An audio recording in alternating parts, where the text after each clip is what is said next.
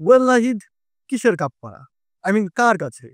2024-এ শেখ হাসিনার আওয়ামী লীগ আপনার যে 2000 সহযোদ্ধা বন্ধুদের হত্যা করলো, 20,000 লোকের অঙ্গহানি করলো। আওয়ামী লীগ যদি সারা দুনিয়ায় বিপ্লবও করে ফেলে, কিংবা আওয়ামী লীগের প্রত্যেকটা কর্মীকে ধরে ধরে যদি বিচারও করা হয়, আপনি কি মনে করেন এতে সেই লোকগুলোর কাছে আওয়ামী লীগের কাফফারা হয়ে যাবে?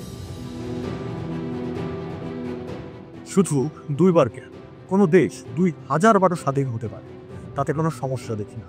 কিন্তু সমস্যা হয়ে যায় তখনই যখন দ্বিতীয় স্বাধীনতার মৌসুমে কোনো পক্ষ প্রথম স্বাধীনতাকে অপ্রাসঙ্গিক করে দেখতে চায়। হ্যাঁ, প্রিয় বুদ্ধিমান দর্শকগণ, আমি জামায়াতে ইসলামীর কথাই বলছি। কিন্তু প্রশ্ন হচ্ছে, জামায়াতে ইসলামী এই দ্বিতীয় স্বাধীনতার ব্যাপারটাকে এত মহিমান্বিত করে দেখতে চায় কেন? কেন দেখাতে চায় যে বাংলাদেশের মানুষের সকল সংগ্রাম, সব ত্যাগের চেয়ে 2024-এর গণ অভ্যুত্থানই সবচেয়ে লাজবাব ঘটনা? কারণ হয়তো এটাই যে এই দলটার জন্ম থেকে আজ পর্যন্ত এই উপমহাদেশে দলটা কখনো ইতিহাসের সঠিক পথে বিজয়ীদের সাথে ছিল না, ছিল কেবল 2024-এ। 1947 সালে এই ভূখণ্ডে যখন জনগণ প্রথমবারের মতো নাগরিক হিসেবে স্বাধীন হয়, তখনও জামায়াত ছিল সেই স্বাধীনতার বিরুদ্ধে, পাকিস্তান প্রতিষ্ঠার বিরুদ্ধে। আবার সেই পাকিস্তান থেকে যখন বাংলার মানুষ স্বাধীন হতে চাই, তখন আবার পাকিস্তানের পক্ষ নিয়ে জামায়াত অবস্থান নিল বাংলার স্বাধীনতার বিরুদ্ধে, গণহত্যার পক্ষে, এমনকি সহযোগী হিসেবে ভূমিকাও পালন করল।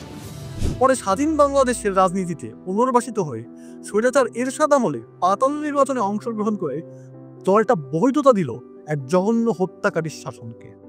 মানে, বাংলার ইতিহাসে 2024-এর আগে যত পলিটিক্যাল মেজর ইভেন্ট ঘটেছে, এর কোনোটাতেই জামাত ইতিহাসের সঠিক পথে ছিল না। তাই 2024-কে সামনে রেখে তারা কি নিজেদের অতীতের সব কলঙ্ক মুছতে চাচ্ছে? কলঙ্ক কি এত সহজে মোছা যায়? এই 26 মার্চ মহান স্বাধীনতা দিবসে জামায়াত ইসলামীর সেক্রেটারি জেনারেল মিয়া গোলাম পারওয়ার হুঁশিয়ারি দিয়ে বললেন, জামায়াতের কার্ড নিয়ে খেললে শেখ হাসিনার মতো নির্মমভাবে বিদায় নিতে হবে। যারা মুক্তিযুদ্ধ করেছেন, এই চেতনা ফেরি করে বেড়াচ্ছেন, তাদেরকে বলবো, আপনারা কিন্তু রাজনৈতিক স্বার্থে, ক্ষমতার স্বার্থে দেশটা দিল্লির কাছে বিক্রির জন্য চুক্তিবদ্ধ হয়েছিলেন। সেদিন বাংলাদেশের মানুষের প্রকৃত স্বাধীনতা অর্জিত হয়নি। তিনি আরও বলেন, যে কারণে 24-এর গণ অভ্যুত্থানকেই বাংলাদেশের কোটি কোটি মানুষ বলছে এটাই আমাদের দ্বিতীয় স্বাধীনতা। এই কথা বলে তিনি আসলে কি বোঝাতে চাইলেন? মানে, যারা মুক্তিযুদ্ধ করেছেন, জামায়াত কার্ড নিয়ে খেললে শেখ হাসিনার মতো নিয়ম বিদায় নিতে হবে, এই কথার মানে আসলে কি? মুক্তিযুদ্ধ করলে এই জাতির সূর্য সন্তানদের দেশের ইতিহাসে সবচেয়ে নির্মম শাসকের মতো পরিণত হবে। স্বাধীনতা দিবসে এই কথার মানে আসলে কি? আর এই কথা তিনি বলছেনই বা কাদের? ধারণা করি তিনি বিএনপির উদ্দেশ্যে বলছেন এসব।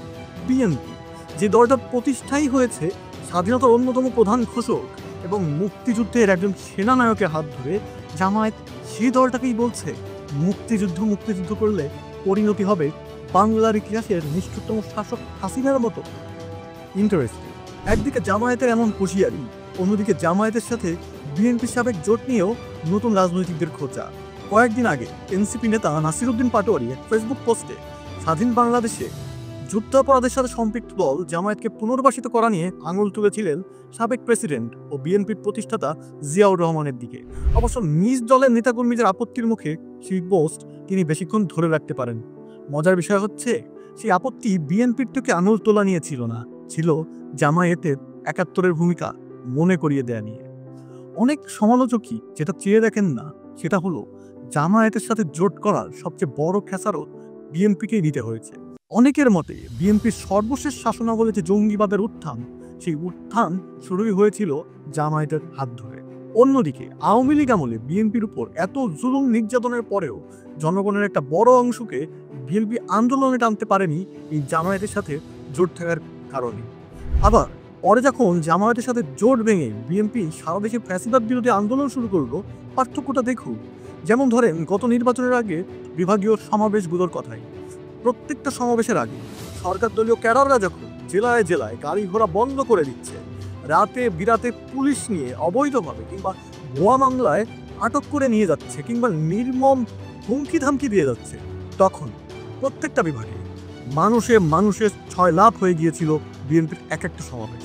পার্থক্যটা তো বুঝতেই পারছেন। কিছুদিন আগে এনসিপির সর্বোচ্চ নেতা নাহিদ ইসলাম এক সাক্ষাৎকারে বলেছিলেন 2024-এ অভ্যুত্থানে অংশ নেওয়ার মাধ্যমে জামায়াতের কাপ পাড়া হয়েছে। তিনি আরো বলেন, জামায়াতকে প্রতিশ্রুতি দিতে হবে ৭১ মীমাংসিত বিষয়।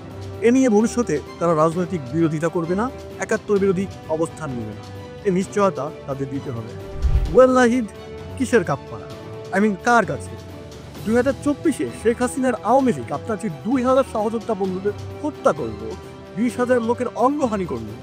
আওয়ামী লীগ যদি সারা দুনিয়ায় বিপ্লবও করে ফেলে, কিংবা আওয়ামী লীগের প্রত্যেকটা কর্মীকে ধরে ধরে যদি বিচারও করা হয়, আপনি কি মনে করেন এতে সেই লোকগুলোর কাছে আওয়ামী লীগের কাফফারা হয়ে যাবে?